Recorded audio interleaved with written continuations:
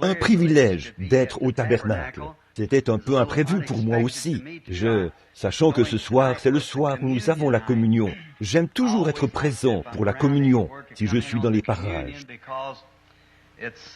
En effet, je pense que tous les chrétiens devraient prendre part à la communion. Parce que Jésus a dit, « Si vous ne la prenez pas, vous n'avez point de part avec moi. » Par conséquent, c'est toujours un grand privilège de venir au tabernacle. Et aussi, ce soir, Frère Neville a dit qu'il était un tout petit peu enroué et il a souhaité que je parle à notre assemblée. Je lui ai dit que je serais enchanté de le faire. J'aimerais également annoncer que si demain soir, il y aura la réunion des frères, les administrateurs et les hommes d'affaires de cette église demain soir. Il s'agit de leur réunion habituelle du lundi soir. Et ils ont une décision à prendre de concert avec l'entrepreneur. Je suppose que vous comprenez tous que notre demande a été approuvée et que nous pourrons construire l'église. Cela a donc été approuvé et les travaux commenceront probablement cette semaine. L'église commence cela cette semaine, pour autant que je sache. Notre demande a été rejetée ici à Jeffersonville, mais nous l'avons portée à Indianapolis, au niveau de l'État, et on nous a donné l'autorisation. Nous allons donc la construire. Ainsi donc, les travaux commencent peut-être cette semaine. On le saura après la réunion de demain soir. Alors, après la réunion de demain soir, s'il ne commence pas cette semaine, si quelque chose arrive et que l'entrepreneur ne peut pas commencer cette semaine, il va alors commencer la semaine suivante. Le week-end prochain, samedi soir, dimanche matin et dimanche soir de la semaine prochaine, samedi et dimanche prochain, si le Seigneur le veut, j'aimerais encore tenir une série de 3 réunions, comme nous l'avons fait il y a quelques semaines. Puis, après, ce sera samedi soir, puis dimanche matin et dimanche soir. Et là, ce sera le 13 et le 14 de ce mois. Par la suite, certains frères et moi, nous irons dans le Colorado après cela, pour une partie de chasse. Ensuite, nous reviendrons. Et le tabernacle, lorsqu'il sera terminé, si c'est la volonté du Seigneur, j'aimerais peut-être consacrer une semaine entière aux 7 sceaux de l'Apocalypse, avant de repartir dans des réunions. Juste avant, comme nous l'avons fait pour les 7 arcs de l'Église, les 7 sceaux feront maintenant suite à cela. Et probablement, dans les 2 ou 3 prochaines semaines, je pense, selon leurs prévisions, vu le nombre d'ouvriers qu'ils affecteront à cela, nous pourrons construire le tabernacle et le terminer en une dizaine ou une quinzaine de jours, quelque chose comme ça. Alors nous aurons des places assises ici pour accueillir environ 2 fois le nombre de gens que nous pouvons accueillir en ce moment, ou peut-être 3 fois plus. C'est pour cela que je dois attendre jusqu'à ce moment-là. En effet, la fois dernière, le samedi et le dimanche, c'était terrible. Vous savez, les gens étaient ici à 2 heures de l'après-midi pour prendre place dans le tabernacle, avant même que l'église n'ouvre ses portes. Le lendemain matin, à 5 heures, une infirmière qui habite à côté de chez moi et qui était passée par ici a dit, à 5 heures du matin, il y avait beaucoup de gens autour du tabernacle. Ainsi donc, quand les gens entrent et qu'il n'y a pas de place, ils se découragent et s'en vont. Et aussi ceux qui sont debout, s'entassent et sont serrés les uns contre les autres dans les allées. Ils se sentent à l'étroit et tout. Je vois des femmes qui sont là debout, en sueur, vous savez, comme ça. Et cette transpiration qui dégouline. Un homme se lève pour céder sa place à une femme, puis il reste debout jusqu'à ce qu'il ait mal aux jambes, et quelqu'un d'autre lui cède la place. Et ainsi de suite, vous savez, ça fait pitié. Et il y a des mères qui ont de petits-enfants malades et tout. C'est terrible. Donc, nous essayons de mettre fin à cela maintenant en construisant un plus grand tabernacle. Et nous aurons un endroit agréable où les enfants, parfois, on est interrompus, comme quand les petits-enfants pleurent. Eh bien, nous aurons une salle pour cela, de sorte que quand les mères y vont, elles continuent de voir le déroulement du service et peuvent écouter la retransmission de cette salle. Nous aurons des salles pour l'école du dimanche et tout sera bien disposé comme il se doit. Et si le Seigneur le veut, cela débutera la semaine prochaine.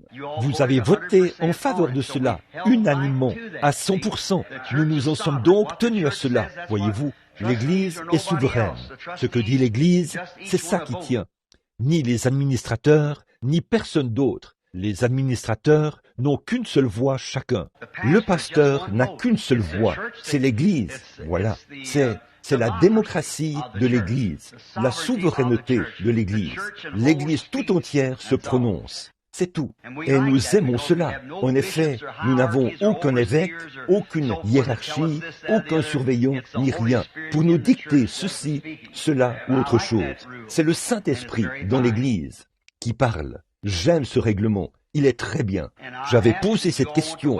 Aimeriez-vous attendre jusqu'à ce que nous ayons assez d'argent pour déménager le tabernacle et construire une grande église? Je l'avais adressé au conseil des administrateurs, et les administrateurs n'ont pas pu régler la question. Ils m'ont alors chargé, en tant que surveillant général, de venir demander à l'Église. Alors j'ai dit, nous avons en ce moment suffisamment d'argent pour agrandir l'Église et l'aménager bien différemment de ce que nous avions. J'ai dit, eh bien, nous pouvons le faire tout de suite, ou économiser notre argent jusqu'à ce que nous en ayons assez pour construire une toute nouvelle Église ailleurs. Nous avons fait voter l'Église à ce sujet et à l'unanimité, il était décidé de construire l'Église tout de suite, d'agrandir l'Église tout de suite. Nous nous en sommes tenus strictement à cela. Le conseil municipal de Jeffersonville a rejeté notre demande. Ils nous ont informés que nous ne pouvions pas le faire. Nous sommes allés plus loin. Nous avons présenté notre demande à l'État, à Indianapolis. Par la suite, ils nous ont écrit pour nous dire d'aller de l'avant. Nous avons donc le feu vert pour la construire. La ville n'a donc plus rien à voir là-dedans maintenant. C'est du ressort de l'État. Nous avons donc l'autorisation et, en ce moment même, l'entrepreneur a le permis en main. Et je pense qu'ils sont prêts à commencer d'un moment à l'autre. Quant à demain soir, si l'entrepreneur dit qu'il veut commencer la semaine prochaine, alors j'annulerai les réunions et là, notre prochaine rencontre, ce sera pour les 7 sauts. Mais si l'entrepreneur ne peut pas commencer la semaine prochaine, alors dimanche prochain, samedi et dimanche prochain, je tiendrai ces réunions avant de partir. Et j'allais le faire ce dimanche. Mais j'ai vu que ce soir, c'est le soir où nous avons la communion. J'ai donc laissé ça de côté ce dimanche-ci. En effet, avec une telle foule, on ne peut pas prendre la communion aisément. Mais quand on aura une plus grande église, on le pourra. Bon, nous avons là un futur président. Vous savez ce que je veux dire. Il n'y a pas longtemps qu'il est arrivé dans la famille Hickerson. Notre sœur, qui est la pianiste, si elle veut bien venir au piano, nous donner la note pour amener-les, s'il vous plaît, ou un petit chant de ce genre. Ce beau petit jeune homme, tant attendu de la famille Hickerson, est arrivé. C'est un très beau petit enfant, et il est certainement un joyau pour les Hickerson. Ce sont tous des joyaux pour nous. Nous les aimons. Ils sont vraiment notre frère et notre sœur. Nous sommes reconnaissants pour la naissance de ce petit dans leur famille. Cela a vraiment révolutionné la famille. Et s'ils le veulent bien, que le père et la mère amènent ce petit enfant maintenant pour la consécration. Bon, l'Écriture dit, on lui amena des enfants, des petits-enfants, afin qu'il pose sa main sur eux et les bénit. Bon, il y a des gens de le monde qui croient en ce qu'on appelle le baptême des nouveau-nés. C'est-à-dire, on prend ces petits-enfants et on ne les baptise pas du tout. En fait, on les asperge d'eau. Or, on ne trouve nulle part dans la Bible où un quelconque adulte ait été aspergé, encore moins des enfants. Ainsi donc, le baptême est une confession qui montre que l'œuvre de la grâce a été accomplie à l'intérieur. Or, les nouveau-nés n'ont aucune conscience du péché. C'est pourquoi, quand Jésus est mort à la croix, il est mort pour ôter le péché du monde. Quand un bébé devient un être humain et naît dans ce monde, il est personnellement sans péché. Par conséquent, il n'a pas de repentance à faire. Mais là, c'est le sang de Jésus-Christ qui ôte ce péché. Bien sûr, le bébé est né dans le péché, enfanté dans l'iniquité, venu au monde en disant des mensonges, et il est pécheur par nature. Mais le sang de Jésus-Christ fait expiation de cela. Mais quand le bébé atteint l'âge de raison, et qu'il sait ce qui est bien et ce qui est mal, alors il doit se repentir de ce qu'il a fait. Son péché, là, c'est le péché. Il est né dans le péché. C'est le péché humain, ce péché-là. C'est le péché qu'ont commis Adam et Ève. Or, cela a été effacé par Dieu, par le sang de Jésus-Christ. Le bébé n'a aucun péché pour lequel il doit se repentir. Mais dès lors qu'il a péché, il faut qu'il se repente. Voyez? Et une fois qu'il se repent, c'est le moment de le baptiser. Et là, on le baptise par immersion. En attendant, nous suivons les instructions de la Bible, selon lesquelles on amena Jésus des petits-enfants afin qu'il leur imposât les mains et les bénit. Ce soir, ces formidables parents amènent ce petit bébé au pasteur et à moi pour le consacrer. Ils estiment qu'en le plaçant dans les mains des représentants de Christ, ils le placent dans les mains de Christ. Et par la foi, nous amenons le bébé à Dieu pour lui rendre grâce de l'avoir fait venir ici et nous demandons à Dieu de le bénir. C'est ce que nous appelons la consécration des nouveau-nés.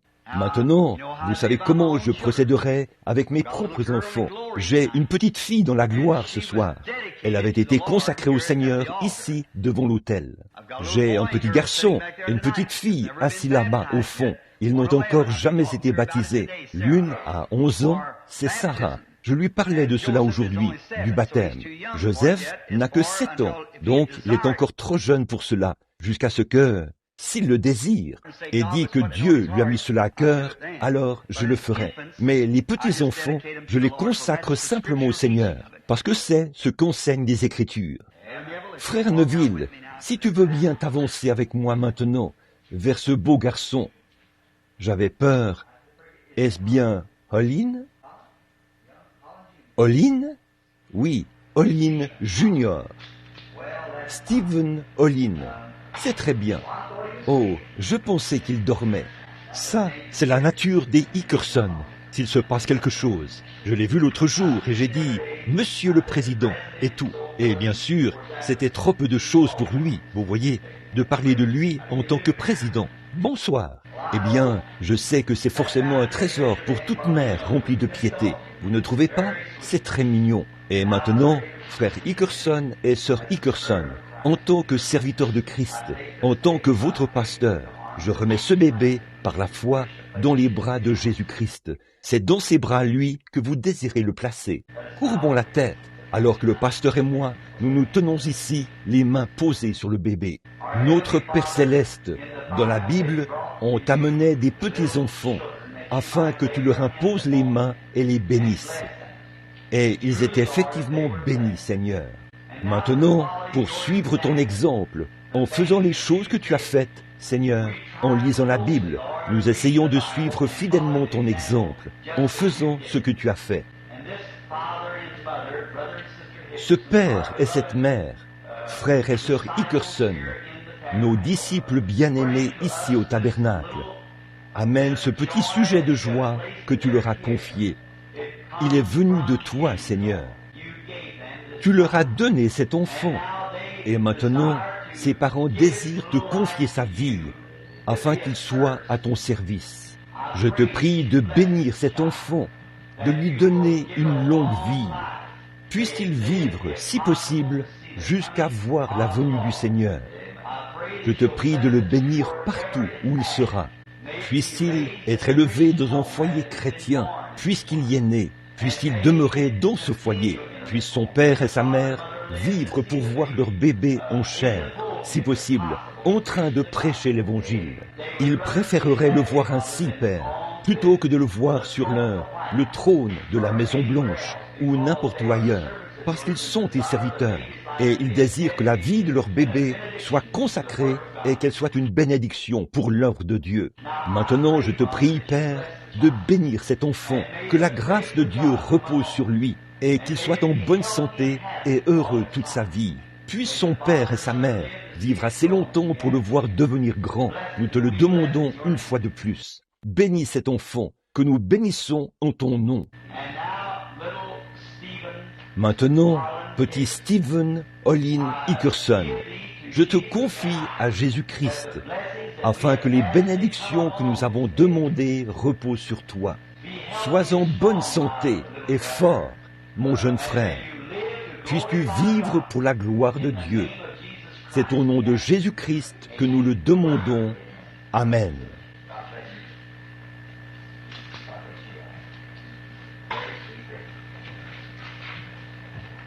Que Dieu vous bénisse. Que Dieu vous bénisse tous. Un bébé très mignon. Where we'll never grow, never grow, in the land where we'll never grow, never grow, never grow, in the land where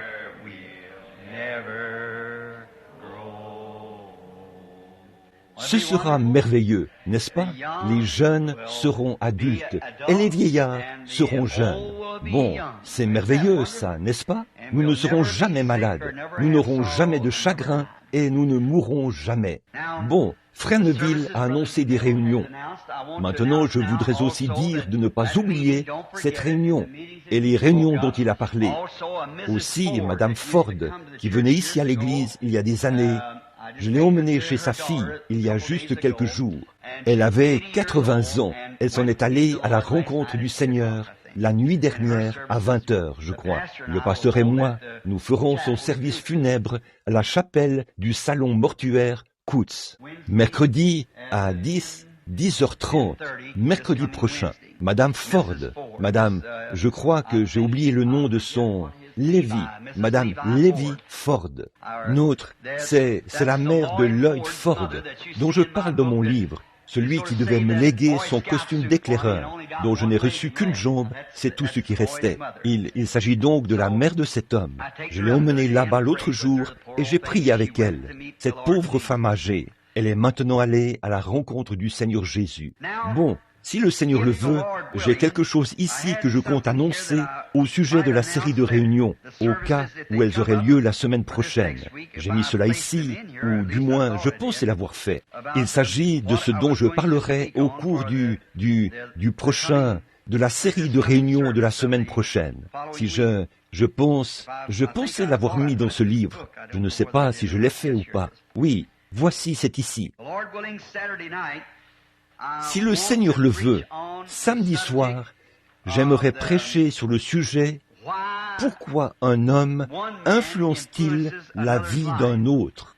Dimanche matin, j'aimerais prêcher sur « Coiffer la pyramide ». Dimanche soir, j'aimerais prêcher sur « Mon guide ». Sur ce sujet, mon guide, dimanche soir prochain.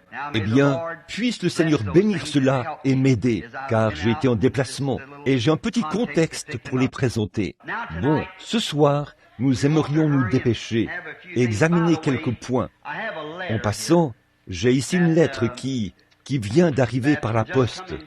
C'est Billy qui l'a ramassée il y a un moment, de la part de l'association pastorale. Il est question de certains frères qui sont dans le Michigan et de beaucoup d'autres choses. C'est ce qui crée tant de confusion, vous voyez. En fait, il y est dit qu'il y a certains frères là-bas qui déclarent que je les ai envoyés là-bas.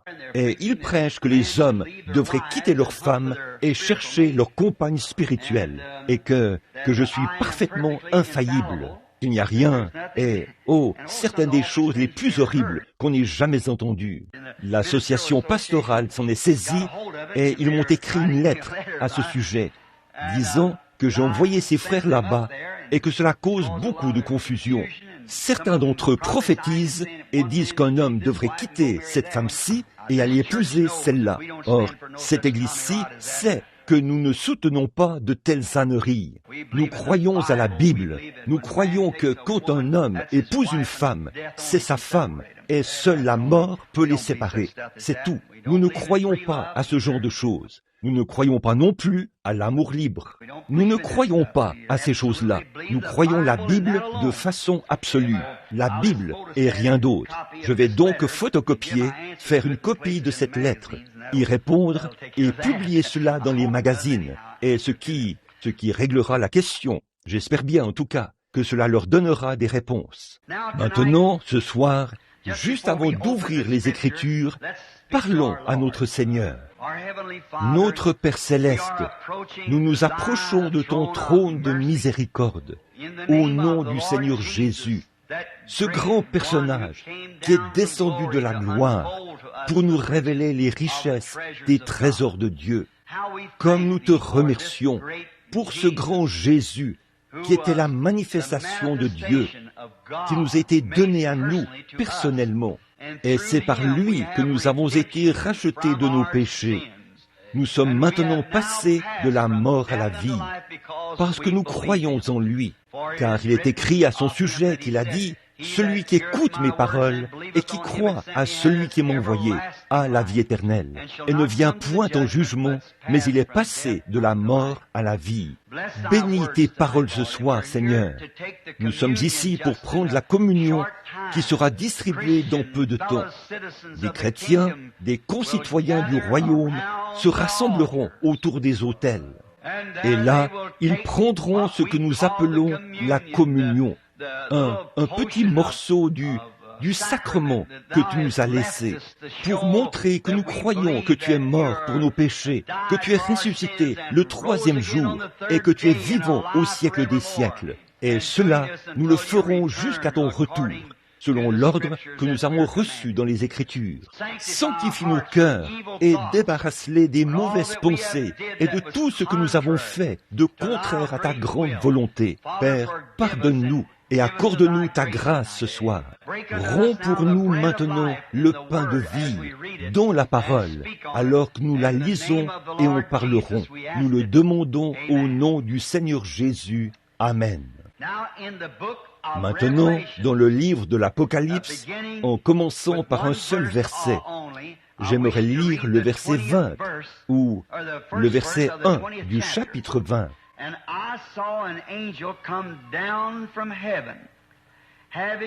Puis je vis descendre du ciel un ange qui avait la clé de l'abîme et une grande chaîne dans sa main.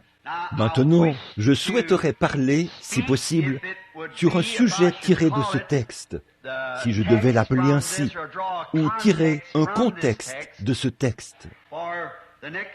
Pendant les 20 ou 25 prochaines minutes, et je voudrais intituler cela « La clé de la porte ». Toutefois, je ne souhaite pas présenter cela comme les clés, parce que c'est à Pierre qu'il était confié les clés du royaume. Mais j'aimerais intituler ceci « La clé de la porte ». Immédiatement après ceci, je souhaiterais faire quelques petits commentaires sur la communion avant que nous la prenions ce soir. Maintenant, une clé. Alors que nous lisions, j'ai remarqué qu'ici, cet ange est descendu du ciel avec la clé dans sa main. Je crois que c'est dans Apocalypse 13 ou 19 que nous voyons un autre ange qui vient aussi avec une clé. Et une clé, le but d'une clé, c'est de déverrouiller quelque chose qui a été verrouillé, ou quelque chose qui devrait être verrouillé. C'est dans ce but-là qu'une clé est donnée.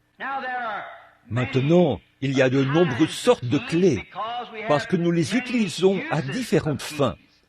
Il y a des clés pour des entrepôts. Il y a la clé de votre propre maison. Il y a la clé de votre voiture. Nous appelons tout cela des clés, et ce sont des clés. Et souvent, on peut en faire un double. Ou pour la maison, on peut parfois fabriquer ce qu'on appelle un passe-partout. En d'autres termes, c'est une clé qui est en quelque sorte forgée avec des goupilles qui s'alignent aux serrures, afin de permettre la rotation du cylindre dans un certain sens. Elle peut déverrouiller presque toutes les portes. On l'appelle le passe-partout. C'est une clé conçue pour correspondre à la structure de beaucoup de clés. Et de cette façon, elle peut déverrouiller nos maisons ou même nos automobiles. Et on peut la reproduire. Et aussi, il y a...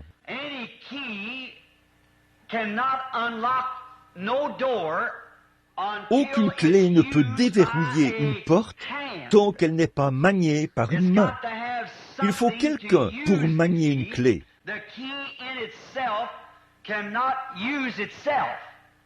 La clé elle-même ne peut pas se manier elle-même.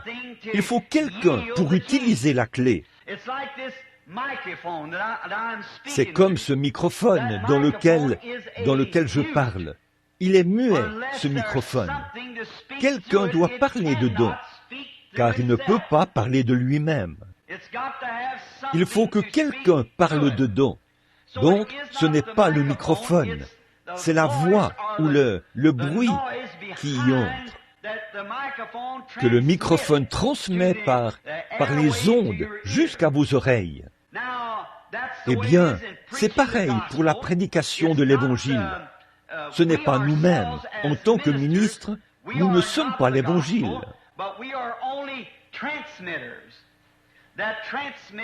Mais nous ne sommes que des canaux de transmission, des agents humains qui transmettent la voix de Dieu aux auditeurs. C'est pareil pour une vision.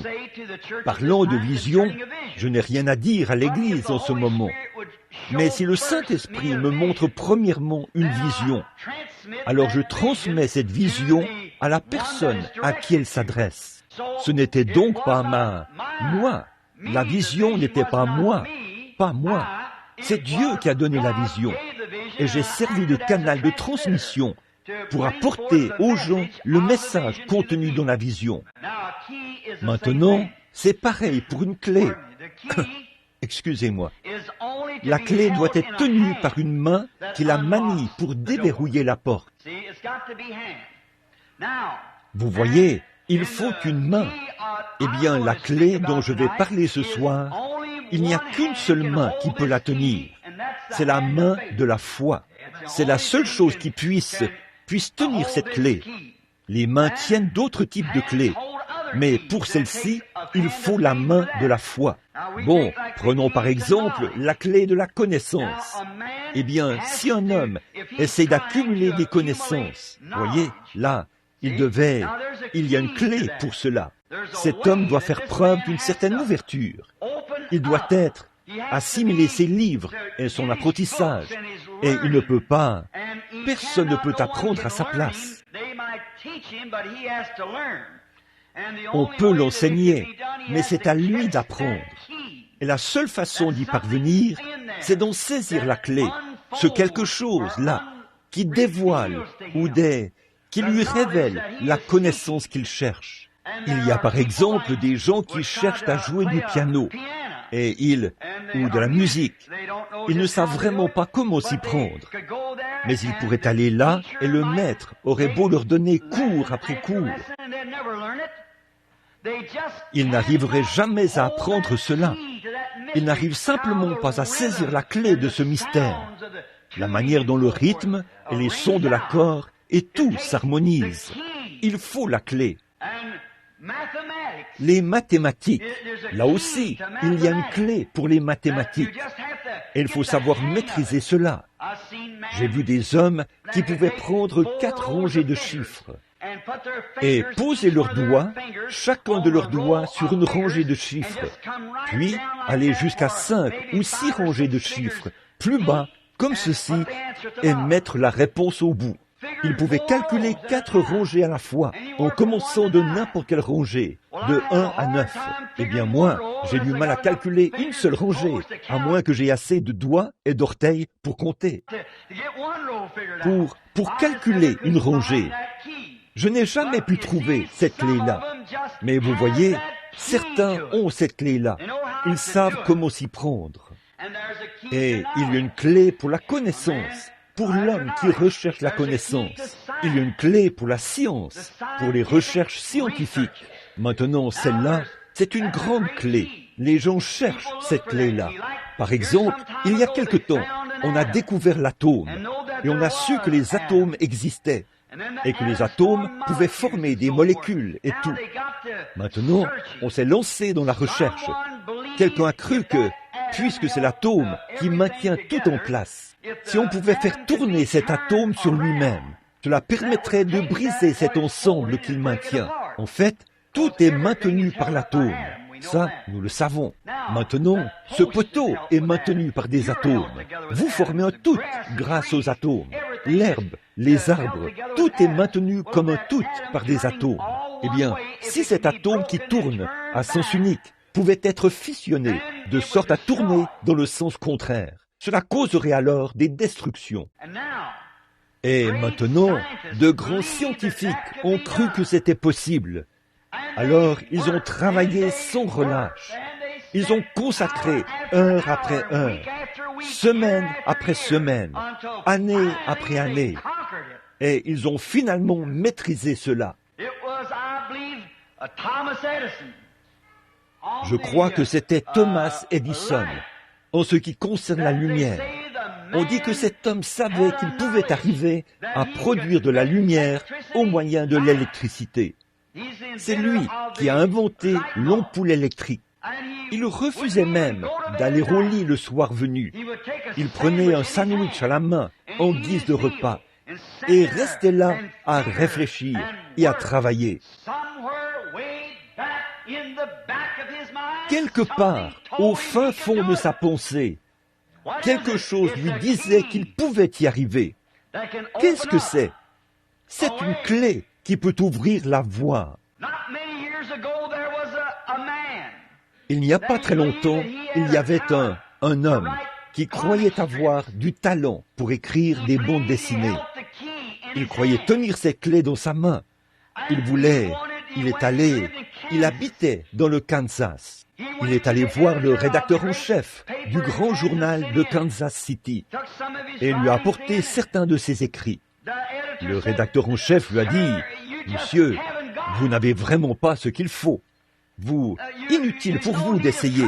Vous n'y parviendrez pas. » Mais cette réponse ne l'a pas satisfait. Il savait qu'il avait ce qu'il faut. Il y est retourné. Il a multiplié les tentatives. Mais cet éditeur le rejetait. Finalement, il est allé dans d'autres maisons d'édition où on l'a aussi rejeté en lui disant « Monsieur, vous n'avez vraiment pas ce qu'il faut. Vous n'y parviendrez pas. » Mais lui, il croyait qu'il avait ce qu'il faut. Voilà, c'est ça. Il a quelque chose dans sa main. Finalement, il a décroché un emploi, celui d'écrire de petits textes pour, je crois, l'éditorial d'une église ou quelque chose de ce genre. Une sorte de petite bande dessinée pour l'église. Et il a loué un petit garage infesté de rats ou de souris, où les souris couraient partout, sur ses papiers et tout. Et il en est venu à remarquer la particularité d'une certaine petite souris. C'est là qu'est née l'histoire de Mickey Mouse. Maintenant, c'est un Walt Disney multimillionnaire. Pourquoi? Il avait quelque chose dans sa main et il savait qu'il détenait cela. Il savait qu'il pouvait le faire. Et c'est ainsi que se font toutes les grandes réalisations. Quand des hommes et des femmes ont quelque chose dans leurs mains, ils savent qu'ils peuvent le faire. Quand la polio a frappé le pays, et on nous ordonne maintenant d'aller tous nous faire vacciner afin de l'éradiquer. Quand la polio a frappé, hier j'écoutais un médecin pendant que je roulais sur la route. C'était un médecin de Louisville. Il disait, il y a quelques années, quand ce grand fléau a frappé Louisville, disait-il, si des hommes avaient été là où j'étais et avaient vu comme moi 57 respirateurs en même temps et des hommes, des femmes, des garçons et des filles paralysés par une maladie appelée la polio, sans qu'on puisse faire quoi que ce soit. Il disait, je ne veux plus jamais revoir une telle scène.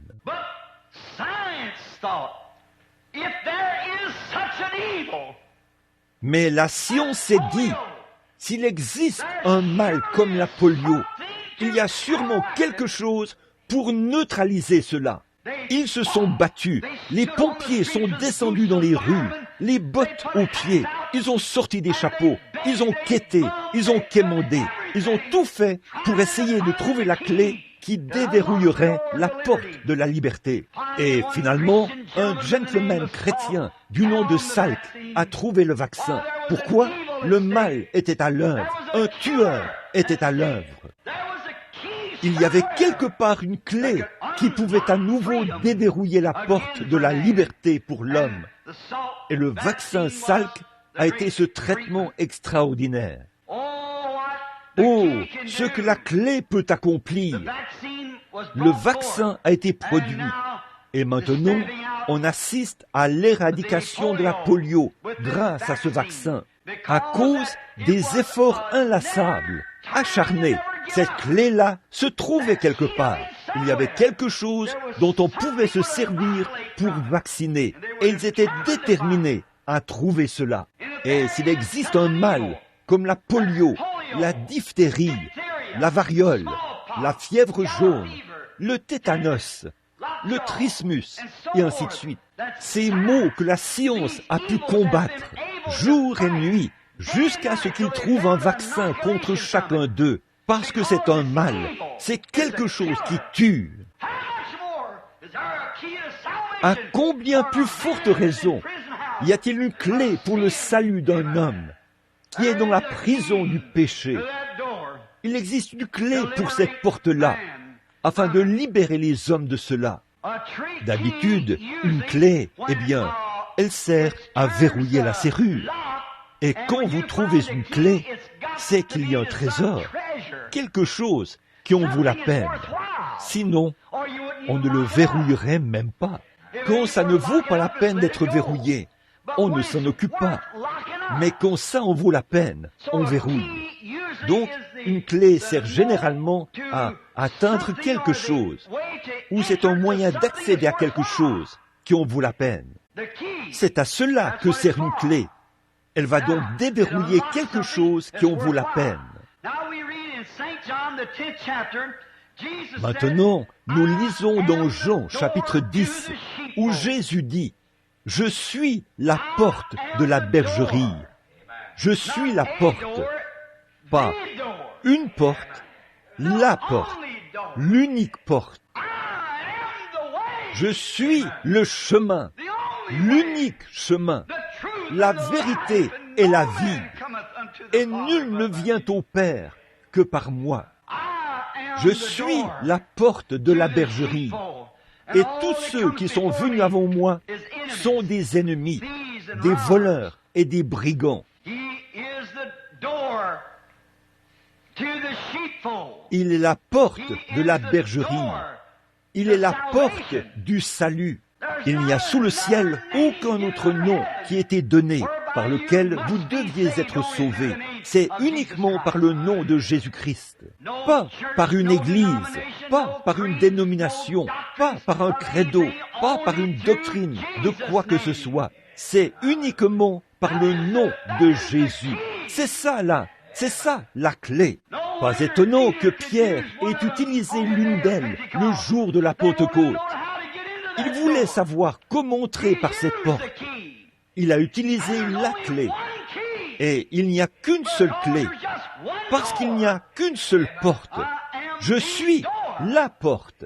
Et Pierre en avait la clé. Il a dit, repentez-vous et que chacun de vous soit baptisé au nom de Jésus-Christ pour le pardon de vos péchés. Et vous recevrez les trésors de Dieu. C'est la clé de la porte. Et c'est Jésus qui est la porte. Il n'y a qu'une seule porte pour la guérison. Et c'est Jésus qui est cette porte. Il n'y a qu'une seule porte pour la paix. Oui, je vous donne ma paix. Il est l'unique porte pour une paix véritable. Vous pensez peut-être avoir la paix. Vous accumulerez peut-être assez d'argent pour acheter votre maison. Vous accumulerez peut-être assez d'argent pour acheter des vêtements à vos enfants, avoir de la nourriture à manger. Et vous aurez peut-être acquis assez de popularité pour être populaire parmi les gens. Mais quand vous enlevez vos chaussures le soir venu et que vous vous préparez à vous coucher, il n'y a qu'une seule chose qui peut vous donner la paix. C'est-à-dire, si vous savez que vous mourrez cette nuit-là, il n'y a qu'une seule paix. Et c'est Jésus qui est cette paix. Il est notre paix. Il est notre guérison. Je suis l'Éternel, ton Dieu, qui guérit toutes tes maladies. Il est la porte du ciel. Et il n'y a pas d'autre porte ou d'autre chemin en dehors de Jésus-Christ. Il est la porte du ciel. Et maintenant, Jésus est la porte de toutes ces choses. Et la foi, c'est la clé qui déverrouille la porte.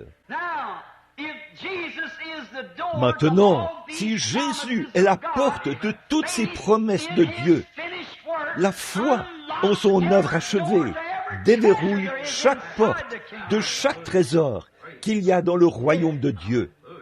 Le voyez-vous?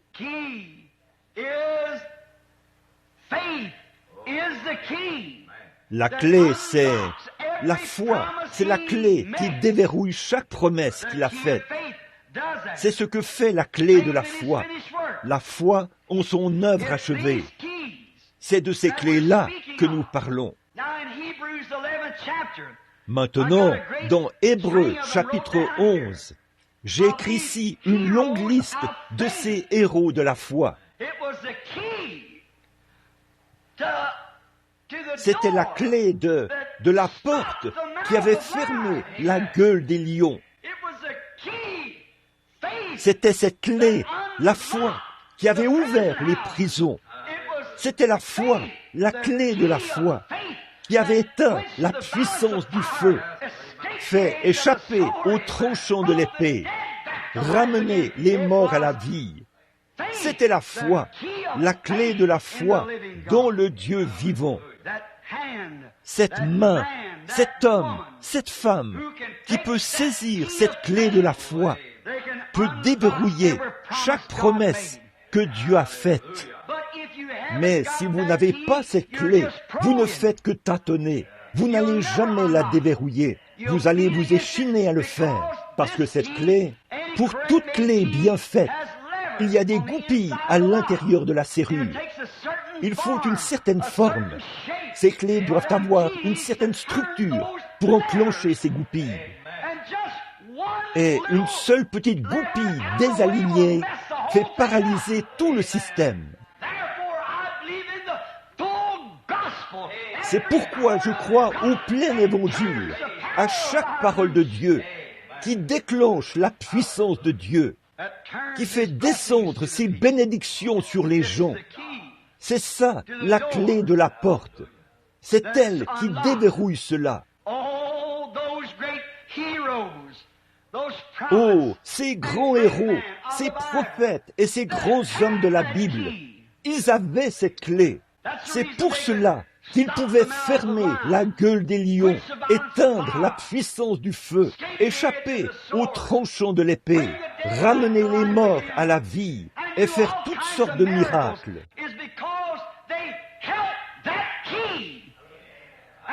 Parce qu'ils détenaient cette clé et qu'ils savaient que ça fonctionnait. Parce que c'était une clé fondée sur les Écritures. Maintenant, si c'est avec la clé d'un credo que je tâtonne, je ne sais pas ce que ça fera. Si on me dit que mon Église enseigne ceci, je n'en sais rien. Mais si c'est la Bible qui enseigne cela, et que je tiens la clé de la foi dans ma main, ou dans mon cœur, qui déclare que ça, c'est la parole de Dieu, cela éteindra la puissance du feu. Cela déverrouillera la guérison pour les malades. Cela déverrouillera le salut pour les perdus. Je dois m'approcher de la porte, car tout est en son nom. Quoi que vous fassiez, en parole ou en œuvre, faites tout en son nom, sachant que la clé que vous avez, c'est la foi, parce que c'est une clé scripturaire.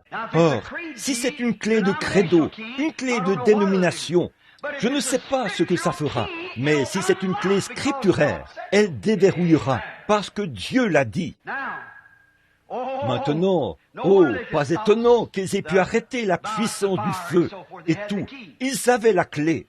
Au premier signe de tête de Dieu, adressé à l'un de ses prophètes, rien ne pouvait les arrêter. Il n'avait pas besoin de faire comme il le fait parfois avec moi, de marteler cela à plusieurs reprises. Et avec vous peut-être. J'espère que non. Mais quant à moi, il me dit continuellement, va faire ceci, puis on avance en trébuchant. Ensuite, va faire cela, puis retourne et refais-le. Tu ne l'as pas fait correctement. Juste un petit signe. Il leur suffisait d'avoir le sentiment que l'Esprit leur disait, c'est ce qu'il faut faire. Et rien ne les arrêtait. Père, ils ont fermé la gueule des lions. Ils ont échappé au tranchant de l'épée. Ils ont éteint le feu. Ils ont tout fait. Juste un petit signe de tête de Dieu. Parce qu'ils tenaient la clé dans la main. Cette grande foi. Ils ont fait des choses pour Dieu. Parce que rien ne les arrêtait. Oh, comme c'est glorieux. Comme la fois où un jeune homme est allé voir un vieux frère qui était un saint homme, un vieux prophète de Dieu. Il avait entendu cet homme témoigner constamment, parler constamment de la bonté de Dieu, de ce que Dieu était, de ce que Christ était, et il en parlait sans cesse. Finalement, ce jeune homme allait être ordonné dans le ministère. Alors, il est allé voir ce vieux sage, et il lui a dit, « Monsieur, j'aimerais vous poser une question. » Il a dit, « Vas-y, jeune homme. » Il a dit, « Est-ce que Christ représente vraiment autant pour vous que vous le dites ?» Il a dit, « Il représente beaucoup plus pour moi que tout ce que mon souffle me permettrait d'exprimer. » Voilà. Qu'était-ce? Il avait trouvé la clé. Là-dessus, ce jeune homme a dit, « Si vous affirmez ces choses et que vous me dites qu'elles sont aussi réelles que vous l'êtes, alors je désire connaître ce même Jésus et que ce soit tout aussi réel. » Qu'était-ce? Il savait que ce vieil homme détenait une clé qu'il pouvait déverrouiller et verrouiller. Vous savez, une clé qui verrouille, déverrouille aussi. Vous voyez, on peut délier ou lier. C'est vrai, la même clé qui verrouille, déverrouille. La clé qui déverrouille peut verrouiller. C'est tout à fait exact, voyez, parce que ça fonctionne dans les deux sens. Comme c'est pitoyable que l'Église ait perdu sa vision de cela, que c'est triste que l'Église se soit vendue au credo, comme nous l'avons fait aujourd'hui, et qu'elle appelle maintenant à l'union. Nous voyons que la grande hiérarchie romaine et les autres auront une rencontre. Là, ils vont changer certains programmes. Je pensais qu'ils ne les changeaient pas, mais ils vont le faire quand même. Donner à chaque prêtre le pouvoir d'un pape, où qu'il soit, et tout.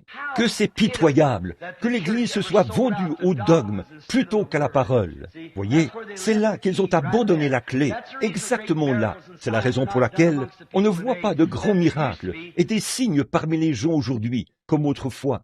Ils ont perdu la clé. Oui, ils connaissent la porte. Ils savent que la porte est là. Mais l'autre chose, c'est la clé pour ouvrir la porte.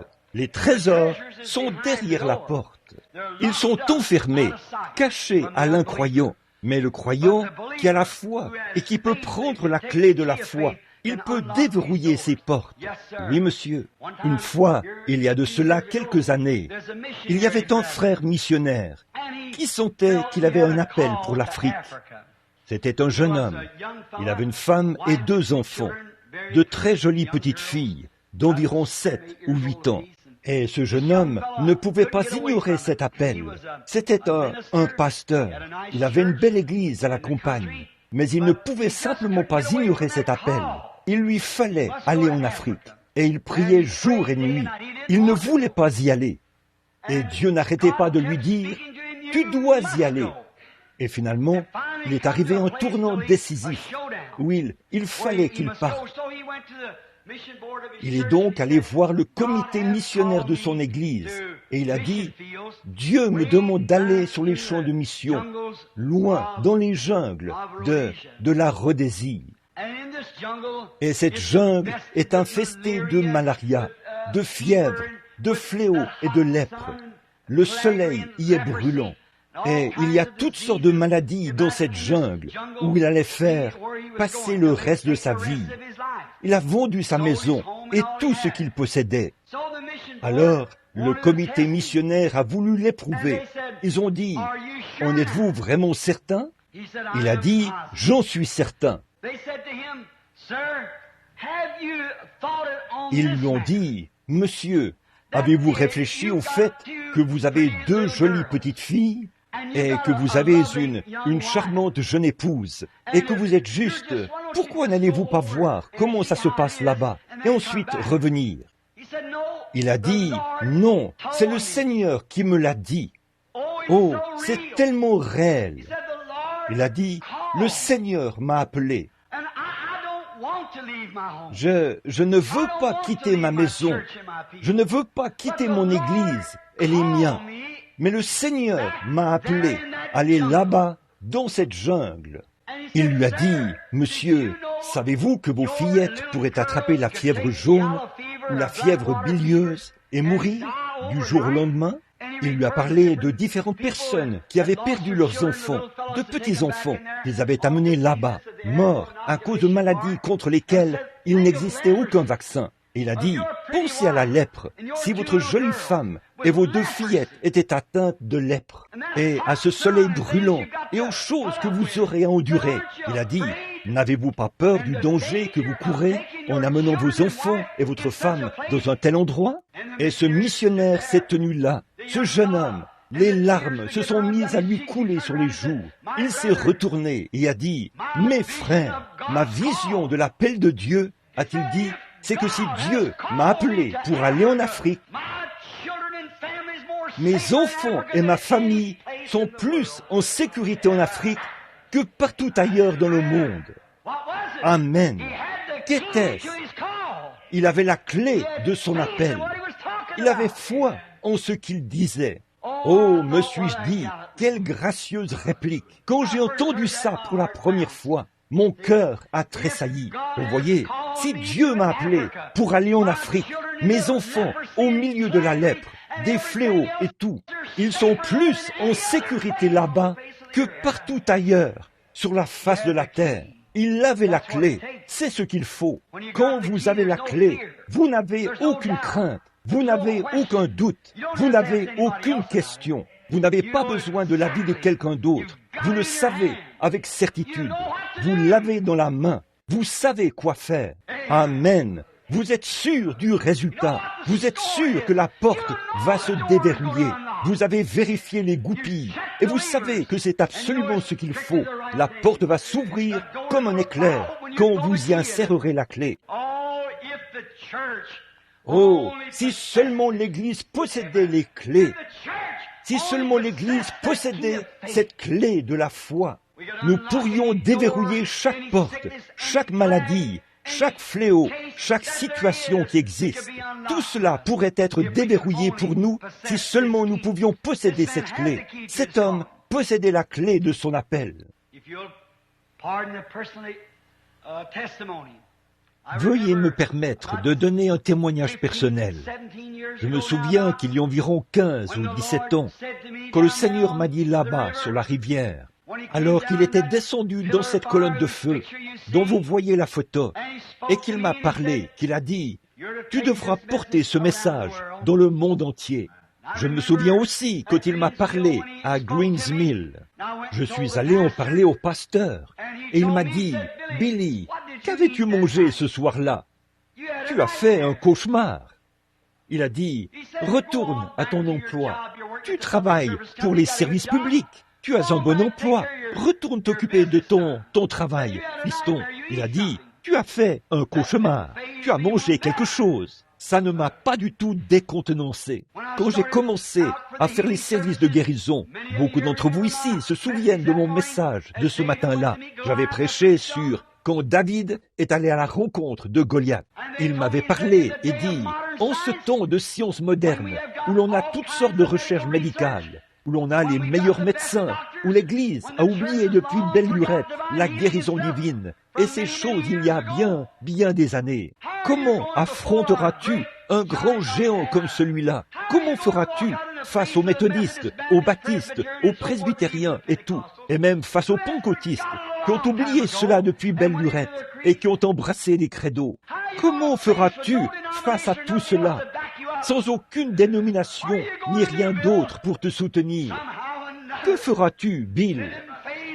D'une manière ou d'une autre, cela ne m'a pas du tout décontenancé, car je tenais une clé dans ma main. J'ai dit, on disait, personne ne te croira, tu ne pourras pas le faire, personne ne te croira. J'ai dit, ça m'est égal. Une chose est sûre, c'est que Dieu m'a appelé. et je dois y aller parce que Dieu m'a appelé. Je détenais la clé. Il m'avait appelé, il me l'avait montré, il m'en avait parlé. J'avais vu sa présence quand il m'avait mandaté et la clé était là. Le pasteur avait dit, avec des études primaires, tu vas prêcher et prier pour des rois et des monarques. J'ai dit, d'après sa parole, oui, à peu près à cette même période, l'année dernière, ou 1 à 2 semaines plus tôt, j'étais venu ici à l'église et je vous avais dit que le Seigneur Dieu m'avait donné une vision où j'allais faire une partie de chasse et que j'allais trouver un certain animal dont les cornes mesureraient 105 cm et que sur le chemin du retour, après avoir trouvé cet animal, l'endroit où il serait couché et la position dans laquelle il serait, que sur le chemin du retour, j'allais tuer un ours grizzly argenté. Et je suis allé dans cette région-là. J'en ai parlé à un homme et il m'a dit, je ne connais aucun animal qui ressemble à ça. Quant à l'ours grizzly, je n'en ai jamais vu. J'ai dit, mais il doit bien y en avoir un, quelque part ici. Alors il a dit, nous n'irons même pas dans une région où il y a des ours. Nous allons là où il y a des mouflons, bien loin de la limite de la forêt. Eh bien, je suis allé avec lui. Le 2e jour, exactement à l'endroit où le Seigneur l'avait dit, l'animal était là. Alors, après que je suis allé abattre l'animal, pendant que nous enlevions la peau, les cornes et tout, il a dit, j'aimerais vous poser une question. Vous m'avez dit, il y a 3 jours, quand nous avons quitté le camp, qu'après avoir abattu cette bête-ci, que sur le chemin du retour, vous alliez tuer un ours grizzly argenté. J'ai dit, c'est ainsi dit le Seigneur. Il a dit, je n'en doute pas, a-t-il dit, parce que mon frère était épileptique et vous ne l'aviez jamais vu de votre vie. Quand vous êtes venu ici une fois, vous m'avez dit que ce garçon allait être guéri, que j'aurais fait une certaine chose. Et il a été guéri. Il a dit, mais frère Branham, j'aimerais vous poser une question, a-t-il dit. Je peux voir très loin, depuis cette montagne, jusqu'à la limite de la forêt, où il y a ces chevaux. Et il n'y a rien là. Il n'y a pas un brin d'herbe, pas une seule pierre. Il n'y a rien. Il y avait du lichen de caribou qui fait environ 5 cm de haut, au-delà de la limite de la forêt, et qui s'étend sur plus d'1 kilomètre au-delà de la limite de la forêt. Il a dit, où sera cet ours? J'ai dit, Dieu est Jéhovah Jireh. S'il m'a dit qu'il y aurait un ours là, il y en aura un là. En descendant de la montagne, chaque fois que nous nous avancions d'environ 800 mètres, il disait, « Frère Branham, il est temps que cet ours apparaisse. » Je disais, « Ne t'en fais pas, il sera là. » Et quand nous étions pratiquement à 500 mètres de là où se trouvaient les chevaux, nous avions dû nous reposer de nouveau à cause des lourdes cornes et autre chose que nous portions sur notre dos. Il a de nouveau regardé autour de lui et j'ai vu son visage lorsqu'il me regardait, comme si au fond de son cœur, il se posait des questions. Vous voyez, il avait espéré qu'il serait là, mais il n'avait pas la clé. Mais d'une manière ou d'une autre, par la grâce de Dieu, il ne m'a jamais fait défaut. Quand il m'a dit qu'il y aurait un grizzly argenté là-bas, j'avais la clé. Je n'en ai pas douté un seul instant. Je me suis tourné vers lui et j'ai dit, « Bud, il sera là. » Et juste au moment où je me suis tourné, l'ours était là. Il était juste devant nous, à environ 800 mètres. Il a attrapé les jumelles et a dit, « C'est vrai, Billy, c'est un gros grizzly argenté. » Vous voyez, la clé, une vision, la parole du Seigneur. Il n'y a rien qui puisse la changer ou l'arrêter. Ce dont l'Église a besoin ce soir, ce n'est pas de l'instruction. Ce dont l'Église a besoin ce soir, ce n'est pas d'une dénomination. Ce dont l'Église a besoin ce soir, ce n'est pas d'un credo. Ce dont l'Église a besoin ce soir, c'est de la clé des Écritures, de la porte. C'est Christ qui est la porte, et il est la parole. La foi en la parole du Dieu vivant déverrouille toutes les portes. Ô Dieu, donne-nous la clé. Donne-nous la clé. Hébreux chapitre 12 dit, « Puisque nous sommes environnés d'une si grande nuée de témoins, rejetons tout fardeau et l'incrédulité qui nous enveloppe si facilement. » Il y est dit le péché, et le péché, c'est l'incrédulité. Voyez, il n'y a qu'un seul péché, c'est l'incrédulité. Et péché signifie manquer la cible. C'est comme quand vous tirez et que vous manquez la cible.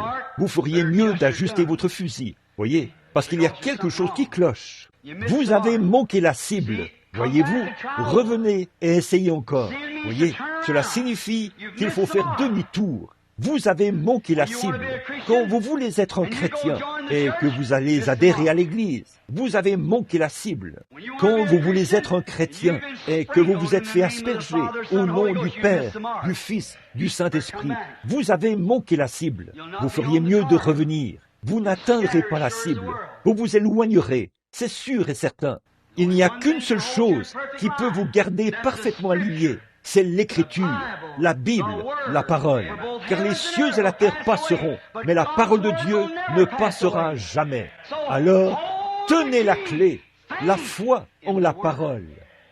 Avec toute votre foi que vous croyez, sans avoir un seul doute, vous pouvez déverrouiller chaque porte qui se tient entre vous et la bénédiction que Dieu a pour vous. Que Dieu nous aide à avoir les clés. C'est là ma prière. Courbons maintenant la tête pour un mot de prière. Notre Père Céleste, nous te remercions ce soir de nous avoir donné une clé pour déverrouiller notre salut. Je te remercie pour cela, Seigneur, pour notre salut et pour la clé que nous avons pu utiliser jusqu'à présent. Mais, ô Dieu, donne-nous la foi, car toutes les paroles écrites dans ton livre sont de petites goupilles. Et cette clé, appelée Jésus, je veux dire, cette porte appelée Jésus et la clé appelée la foi touche chaque parole. Elle la déverrouille. Elle déplace cette petite goupille. Et nous pouvons entrer dans cette bénédiction. Père Céleste, donne-nous les clés, afin que nous puissions avoir foi dans les promesses de Dieu, afin que notre foi ne défaille pas, de sorte que nous puissions être à ton service et au service de ceux que nous côtoyons. Pardonne-nous tout péché d'incrédulité, Seigneur, et aide-nous à être à toi. Nous nous approchons maintenant de la table de communion. Et je te prie, Père Céleste,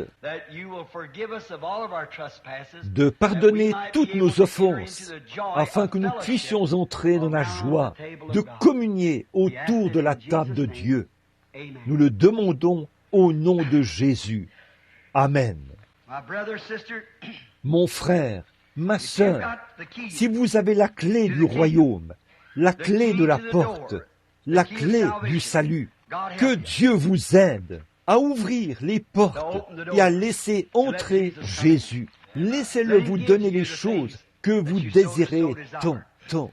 Maintenant, juste un instant, avant de commencer à lire au sujet de la communion, j'aimerais dire une chose, parce que c'est au sujet de la communion, et que nous venons à cet autel. Il n'y a qu'une seule façon de venir, c'est de tenir la clé de la foi dans la main, qui nous permet de savoir que nos péchés sont pardonnés. Et si nous n'avons pas la clé pour déverrouiller cette porte, qui nous fait savoir que nos péchés sont pardonnés, nous ne devons pas venir à la table du Seigneur. En effet, celui qui mange et boit indignement, sans discerner le corps du Seigneur, mange et boit un jugement contre lui-même. Et ça, c'est vrai. Je suppose que nous savons tous qu'aujourd'hui, c'est la journée nationale de la communion. C'est le jour où toutes les églises prennent la communion. C'est la journée nationale de la communion dans tout le pays. Je me suis dit qu'il serait approprié de dire un mot ou deux sur la communion avant que nous la prenions. pendant que le pasteur, s'il le veut bien, prépare les Écritures qui seront lues au sujet de l'ordre à la table du Seigneur. Maintenant, cette communion, bon, je ne prendrai qu'une dizaine de minutes. La communion que nous nous apprêtons à prendre a fait l'objet de plus de contestations que toute autre doctrine de la Bible. C'était l'objet de l'un de leurs premiers désaccords dans l'Église primitive. Et aujourd'hui, les protestants, tels que les épiscopaliens et les méthodistes, et beaucoup d'églises protestantes, accepteraient volontiers la doctrine catholique romaine, s'ils pouvaient surmonter l'obstacle de la communion. Mais ils acceptent que les prêtres puissent se marier et exercer le ministère. L'Église catholique a accepté cela plusieurs fois au cours de leurs conférences et de leurs réunions. Ils sont d'accord sur ce point. Et ils se sont mis d'accord sur différentes prières et tout. L'Église protestante a accepté cela. Quant au catéchisme et tout, aux petits autels ici et là, l'Église catholique est prête à accepter cela. Mais quand ils en sont arrivés à la communion, c'est là que tout a échoué. Tous ceux qui ont lu l'histoire le savent. Mais bien sûr, à mon avis, ils devraient renoncer à beaucoup de choses avant que moi, je puisse l'accepter. Vous voyez, parce que ce n'est pas biblique. Mais j'aimerais que vous disiez une chose à l'Église catholique. Savez-vous qu'au départ, l'Église catholique était l'Église pentecôtiste apostolique? Certainement. C'était au tout début de l'Église. Et vous voyez où ils en sont. Ils ont continuellement retranché la parole et injecté des dogmes. Et si l'Église pentecôtiste continuait d'exister dans une centaine d'années, elle serait plus éloignée de la Bible que ne l'est l'Église catholique aujourd'hui, à l'allure où vont les choses maintenant. Il a fallu à l'Église catholique plusieurs centaines d'années pour s'en éloigner, 300 ans de l'Église primitive jusqu'à devenir l'organisation de l'Église catholique romaine. Et ils se sont mis à faire entrer de grands dignitaires et tout, à retrancher ceci et à ajouter cela, à ôter ceci et à ajouter cela, à ôter des idoles païennes pour les remplacer par des statues de chrétiens, et ainsi de suite, à continuellement faire des compromis sur cela, jusqu'à ce qu'ils en arrivent à ce qu'ils ont maintenant, l'Église catholique romaine. Et l'Église protestante pentecôtiste, qui existe depuis 50 ans, en voyant comment elle a chuté de sa position initiale. Dans une centaine d'années, elle sera dans un pire état que l'Église catholique. C'est vrai, c'est une déclaration forte, mais regardez d'où ils sont tombés. Ils ont foncé dans l'organisation, ils ont foncé dans des compromis sur ceci et cela et tout le reste. Et voilà, vous voyez, ils reculent. Mais la communion, on l'appelle le souper du Seigneur. Maintenant, beaucoup de gens veulent la prendre le matin. La Bible n'a pas dit que c'était son petit déjeuner. Comment donc les gens d'aujourd'hui peuvent-ils continuer à dire le souper du Seigneur? Et ils ne le font pas. Ils ont retranché et ont mis le mot souper pour appeler cela le dîner. C'est absurde. Le souper. Bon. Cela a toujours fait l'objet de controverses au temps biblique. C'était controversé en ce temps-là. Les gens comprenaient mal le souper du Seigneur. Quand ils venaient à la table, comme Paul l'a dit à ses Corinthiens, ils venaient et s'enivraient à la table du Seigneur. Vous voyez, c'était mal compris, même en ce temps-là. Il a dit, si vous voulez manger, mangez chez vous. Une autre chose, c'est que c'était mal compris dans son essence. Des pécheurs et des gens qui vivaient dans le péché venaient prendre la communion. C'était mal compris. Un homme vivait avec sa mère, sa belle-mère, et l'Église lui en avait parlé. Il continuait néanmoins à prendre la communion à la table. Il y avait des divisions parmi eux, et il continuait néanmoins à prendre la communion. Il a dit, j'apprends que vous vous conduisez comme le reste des gens des nations. Il y a des frictions parmi vous, comme il y en a notamment chez Céphas et autres. Il a dit, vous vous conduisez comme le reste des gens des nations. Vous voyez, c'était mal compris. La communion a toujours été mal comprise. Maintenant, je pourrais continuer à en parler pendant des heures, mais il faut que nous ayons la communion et le lavement des pieds. Maintenant, ils ont tout simplement abandonné le lavement des pieds, à l'exception de quelques dénominations. Beaucoup de pentecôtistes s'en sont totalement éloignés. Voyez, pourtant, ça se trouve encore dans la Bible, exactement comme cela avait été écrit. Voyez. Bon, Rome n'appelle pas cela la communion. Ils appellent cela la messe. C'est la sainte messe. Ils ne prennent pas la communion, ils prennent une messe. C'est une messe.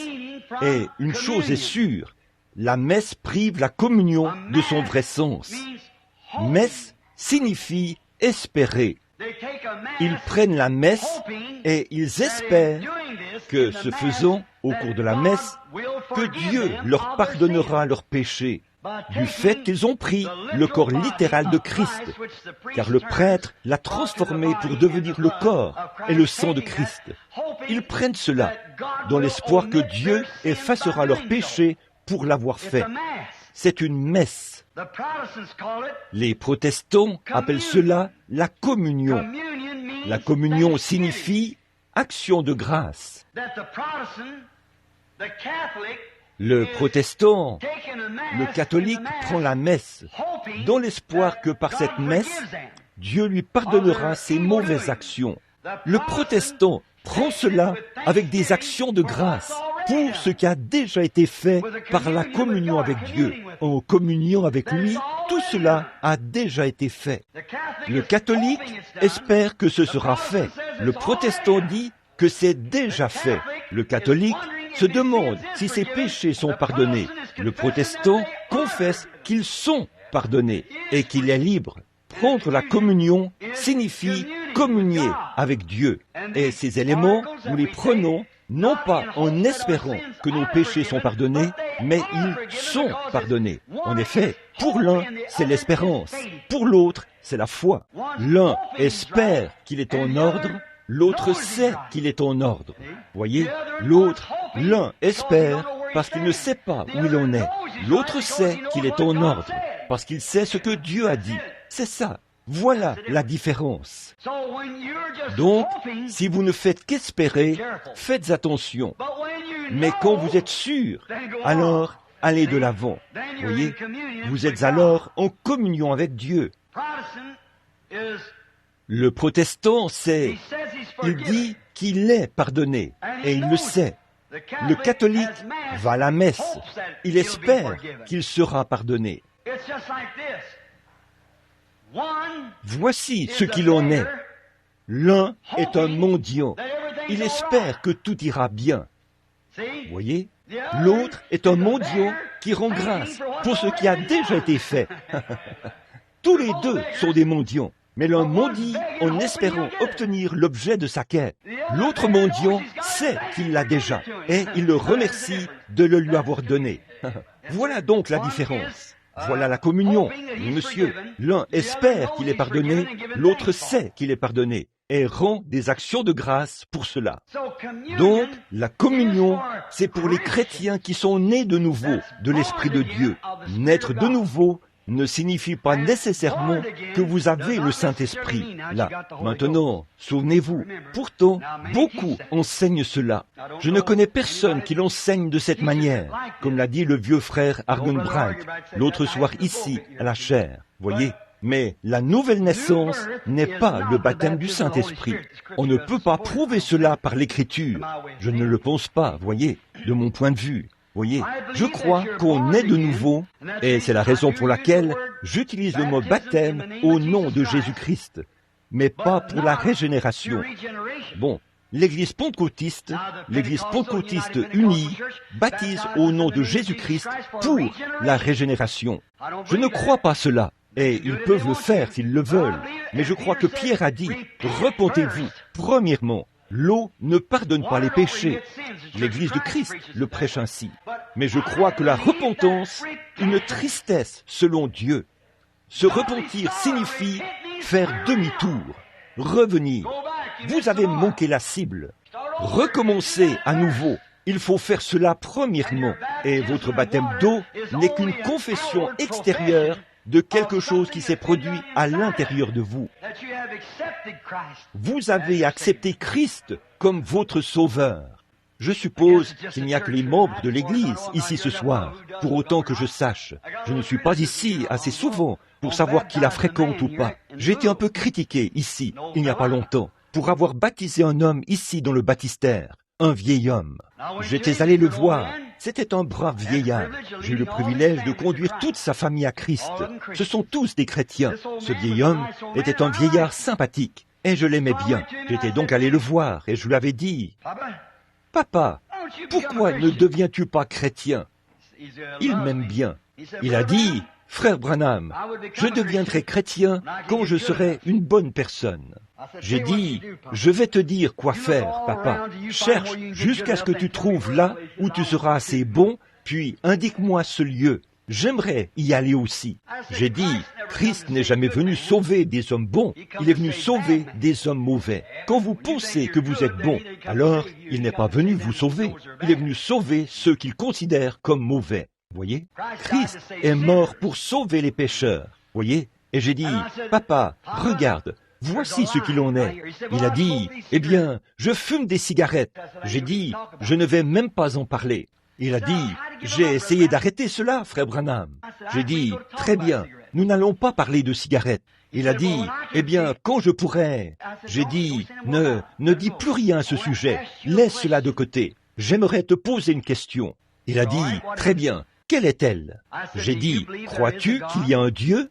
Il a dit, « Certainement, je le crois. » Il a dit, « Je le crois aussi fermement que vous, je pense, frère Branham. » J'ai dit, « Crois-tu que ce même Dieu a croisé sa lignée, qu'il était fait chair et qu'il a habité parmi nous en la personne de Jésus-Christ afin de sauver l'homme ?» Il a dit, « Oui, je le crois. Et qu'il est mort pour sauver des pécheurs comme toi et comme moi. » Voyez?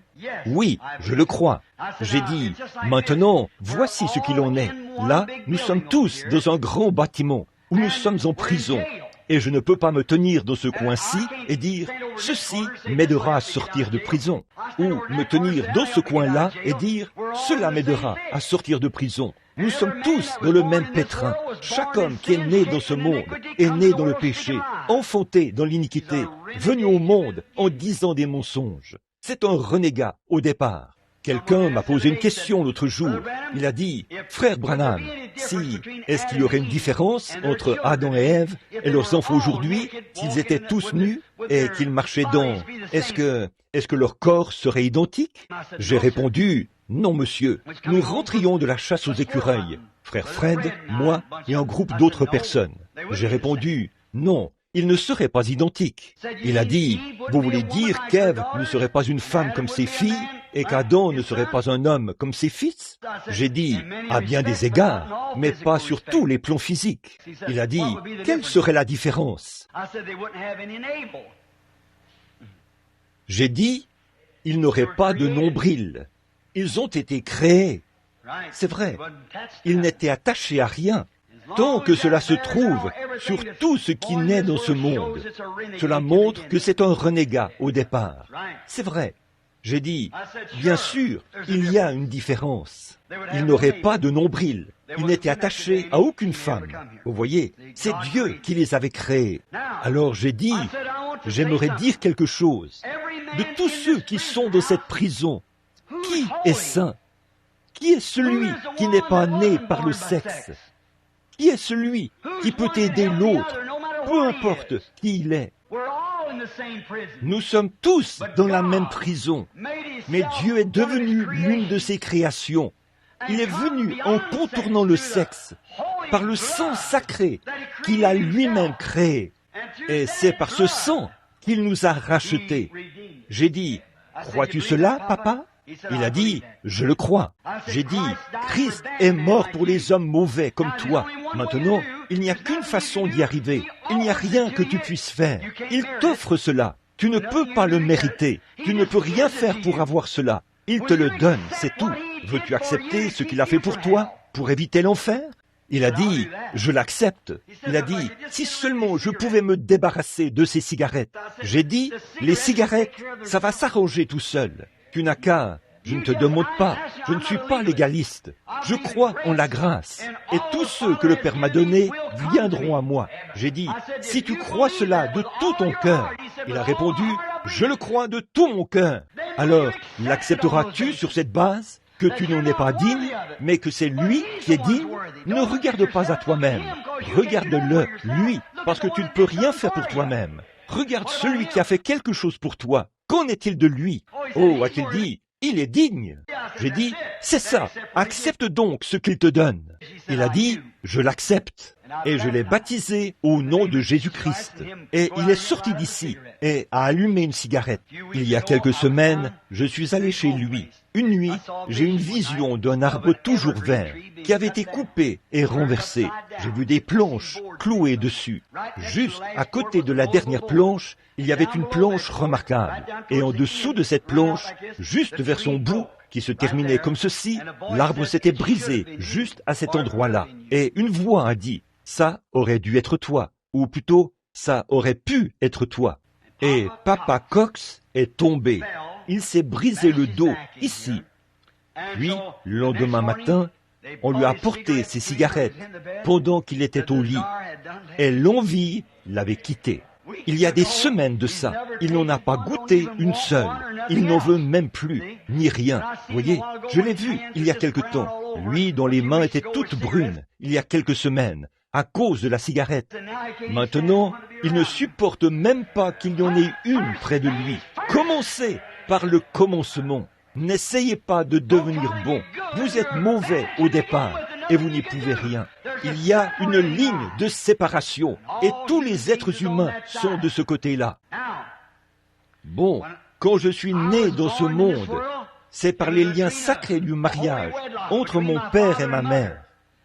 Elle avait dans son utérus un ovule et mon père avait dans ses glandes une cellule sanguine. Ma vie provient de cette cellule sanguine, pas de l'ovule de ma mère, mais de la cellule sanguine de mon père. Quand cette cellule sanguine s'est retrouvée à l'endroit pour rencontrer l'ovule, suite à cette rencontre, Dieu a ordonné à la nature de me donner un corps. C'est là que j'ai pu naître dans la race humaine, que l'occasion m'a été donnée de devenir une personne intelligente, comme le sont les êtres humains. C'est alors que je peux conduire une automobile, ou que je peux faire des choses comme le font les êtres humains. Marcher, parler, conduire une automobile, et ainsi de suite. Cela m'a été donné parce que je suis né dans la famille humaine, et que j'ai reçu le pouvoir, par l'intelligence, d'être un être humain.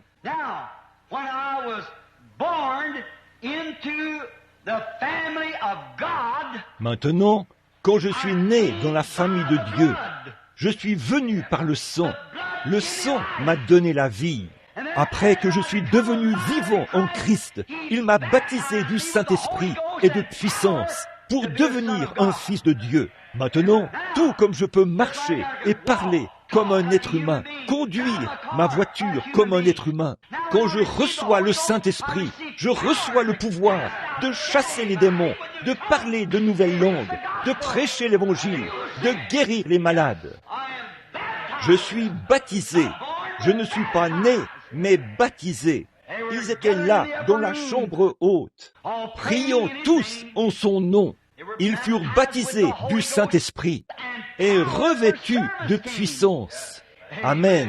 Vous croyez jusqu'à recevoir la vie éternelle et vous naissez de nouveau par votre foi. Jésus a dit dans Jean 5, 24, « Celui qui écoute mes paroles et qui croit à celui qui m'a envoyé a la vie éternelle. » Il n'a que la vie éternelle, pas le Saint-Esprit. Il est né dans la famille de Dieu.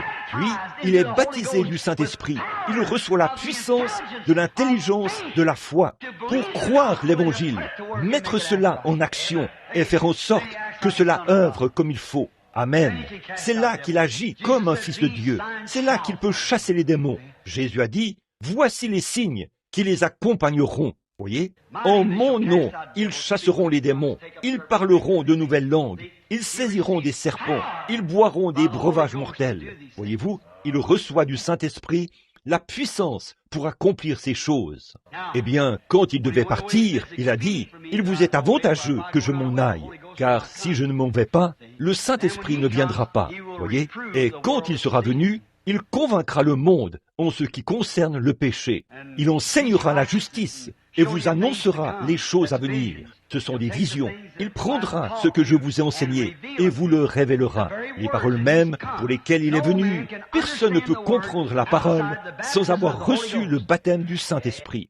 Et quand quelqu'un prétend avoir le baptême du Saint-Esprit et qu'il conteste la vérité de la parole, il y a quelque chose qui cloche. Paul était un critique du Nouveau Testament. Ce n'était pas...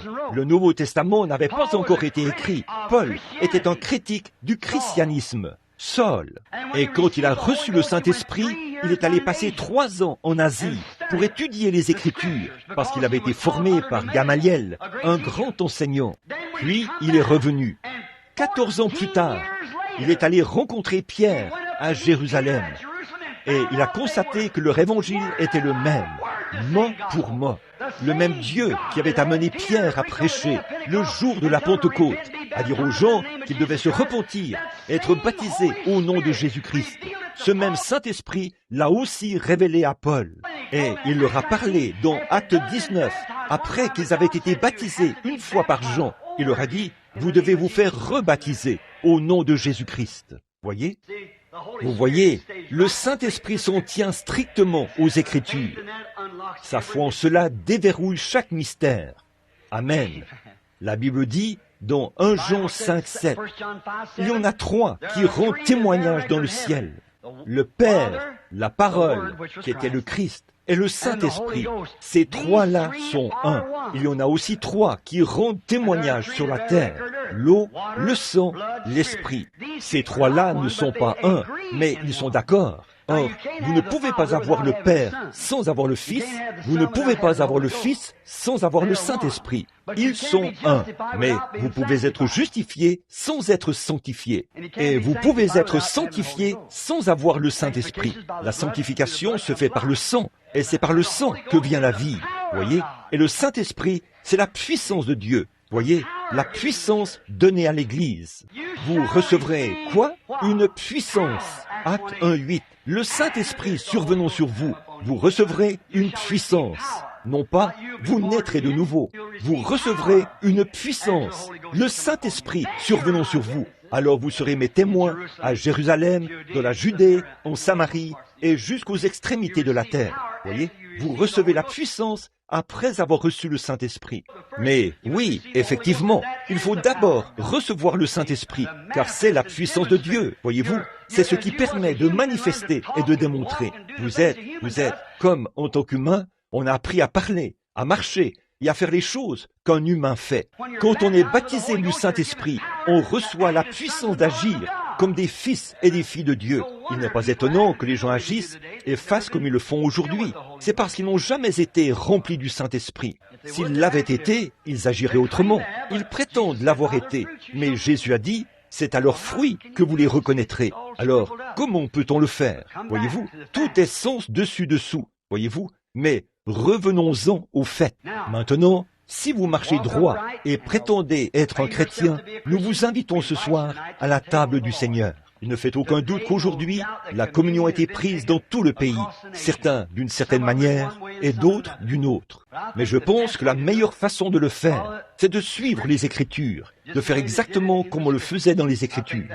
Je pense que ce serait suffisant. As-tu ta Bible, frère Neville? Frère Neville va maintenant lire les Écritures. In the 11th chapter of 1 Corinthians, beginning at the 23rd verse. For I have received of the Lord, car j'ai reçu du Seigneur ce que je vous ai enseigné, c'est que le Seigneur Jésus, dans la nuit où il fut livré, prit du pain, et, après avoir rendu grâce, le rompit, et dit, « Ceci est mon corps, qui est rompu pour vous. Faites ceci en mémoire de moi. » De même, après avoir soupé, il prit la coupe, et dit, « Cette coupe est la nouvelle alliance en mon sang. Faites ceci en mémoire de moi, toutes les fois que vous en boirez. Car toutes les fois que vous mangez ce pain et que vous buvez cette coupe, vous annoncez la mort du Seigneur, jusqu'à ce qu'il vienne. C'est pourquoi celui qui mangera le pain ou boira la coupe du Seigneur indignement sera coupable envers le corps et le sang du Seigneur. Que chacun donc s'éprouve soi-même, et qu'ainsi ils mangent du pain et boivent de la coupe. Car celui qui mange et boit sans discerner le corps du Seigneur mange et boit un jugement contre lui-même. C'est pour cela qu'il y a parmi vous beaucoup d'infirmes et de malades, et qu'un grand nombre sont morts. Si nous nous jugions nous-mêmes, nous ne serions pas jugés. Mais quand nous sommes jugés, nous sommes châtiés par le Seigneur, afin que nous ne soyons pas condamnés avec le monde. C'est toujours une chose très sainte, une chose très sacrée. Je pense que nous devrions maintenant courber la tête et prier en silence. Vous priez pour moi et je prie pour vous. Prions les uns pour les autres, afin que Dieu soit miséricordieux envers nous, créatures indignes.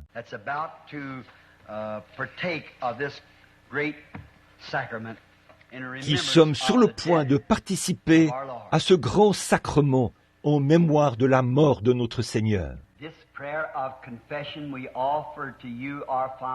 Cette prière de confession, nous te l'offrons, ô notre Père, sur ton autel d'or, avec notre sacrifice, le Seigneur Jésus. Nous le demandons en son nom. Amen.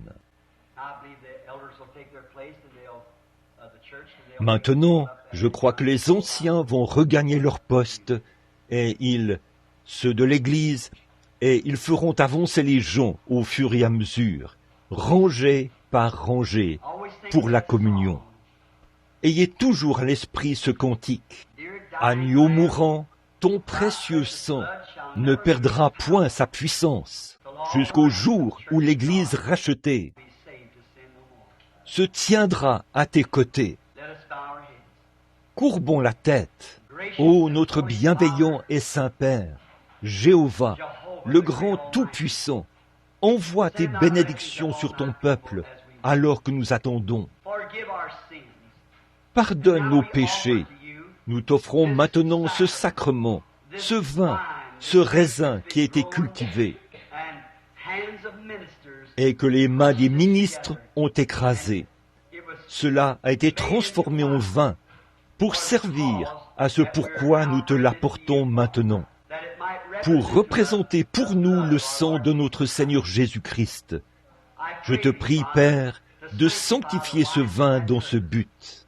Pardonne chacun de nos péchés et que chaque personne qui recevra ce vin dans son corps puisse recevoir de toi la santé, la force et le salut. Accorde-le, Seigneur. Nous te le demandons au nom de Jésus. Amen.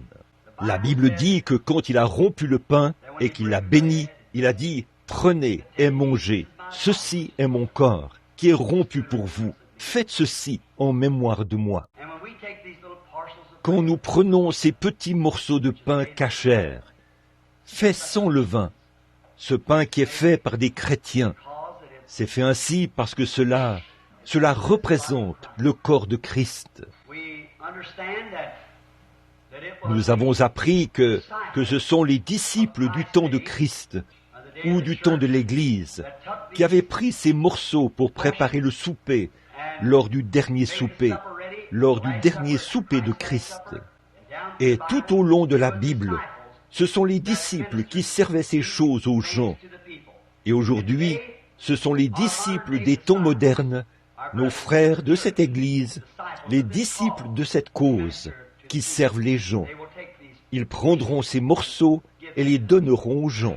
Et maintenant, quand vous recevez ce pain, souvenez-vous que ce pain représente l'agneau. Il y a de nombreuses années, quand l'agneau d'Israël avait été rôti au feu et qu'on l'avait mangé avec des herbes amères, le peuple avait été fortifié. Leurs chaussures ne s'étaient jamais usées et leurs vêtements ne s'étaient jamais effilochés tout au long du voyage, jusqu'à ce qu'ils arrivent au pays promis.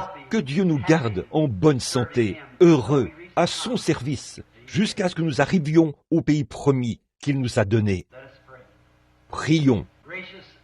Bienveillant Père Céleste, alors que j'ai parlé ce soir de ce corps saint et sanctifié de notre Seigneur, en qui habitait la plénitude de la divinité, Quand je pense à ce corps qui a été cinglé et brisé, et au sang qui a coulé, à son dos et à ses côtes, qui brillaient par suite des coups de fouet qu'il avait reçus partout dans le dos, quand je pense que c'est ce que ce pain battu et rugueux représente, tout cela est ravivé dans notre cœur, Seigneur. Nous déposons notre cœur sur ton autel ce soir. Pardonne-nous, ô Dieu. Puisse ce pain qui était rompu, alors qu'il entrera dans la bouche de tes serviteurs, puisse-t-il reconnaître que c'est ton précieux corps qui avait été meurtri et blessé, et que c'est par tes meurtrissures que nous sommes guéris. Accorde-le, Seigneur. Sanctifie ce pain cachère, afin qu'il serve son but. Nous le demandons au nom de Jésus. Amen. Attendez un instant. It is not closed communion. Every Christian believer is welcome to the table of the Lord to have this fellowship with us.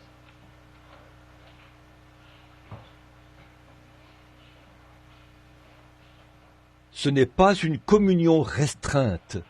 Chaque croyant chrétien est le bienvenu à la table du Seigneur pour avoir part à cette communion avec nous.